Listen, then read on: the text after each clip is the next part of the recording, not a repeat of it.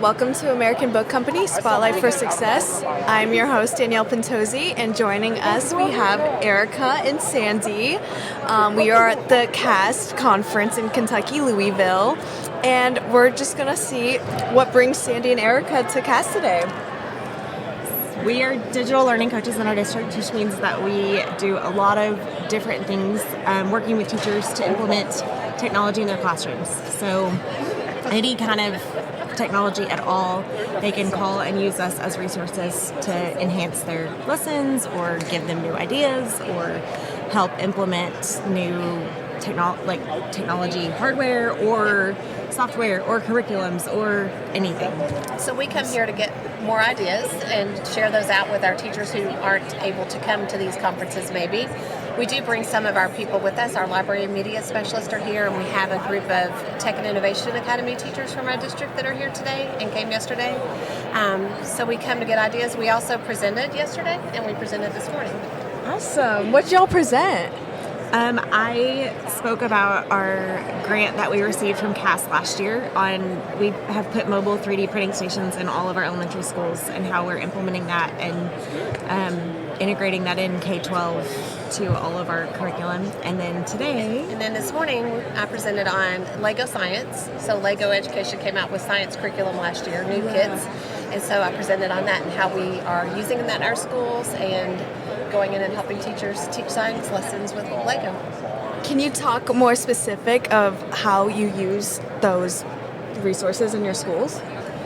Yeah, so our 3D printers, we use a lot just co-curricular type things. You can really do a 3D printing project with anything, and the beautiful thing is that when you're designing 3D prints, there's a lot of math involved, there's science, basically just anything.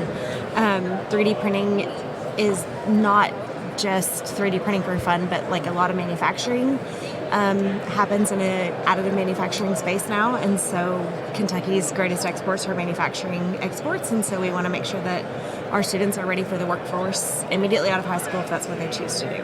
That's awesome. What got y'all started in your current roles? So I was a teacher in the classroom for years, teaching chemistry and biology, and then in 2010, our district in Woodford County was the first district in the state of Kentucky to go one-to-one with technology in the classroom. We had iPads in our classrooms. We are now Chromebook based now. So as I was doing that pilot, that led me into this role. So a couple of years after that, after going and using that technology in my class, I became they called us a technology integration specialist then. So I started out as a math and engineering teacher, and I actually came into the classroom after staying home with my kids for 15 years. And when I came into the classroom, it was like, hey, here's a Chromebook, teach math on the internet. And I was like, that is not how I was trained at all. And I had an amazing mentor who held my hand in how to use that technology in my math classroom. And it just became a passion of mine. And then I was given this opportunity to come and help other teachers like that teacher helped me. And I just love it. I enjoy it so much. That's awesome. Just being able to use technology in the classroom like that, and kind of just piggybacking off that, what are some current trends or issues you feel like needs to be highlighted the most in education right now, with AI being a big thing?